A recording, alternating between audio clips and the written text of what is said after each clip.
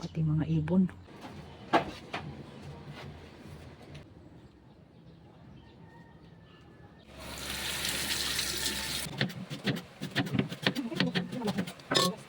Ay, lalagyan ko ng asin. Diyan ko siya para matanggal ang katis. Yung kanyang dagta matatanggal. Diba? Nawala yun. Puso.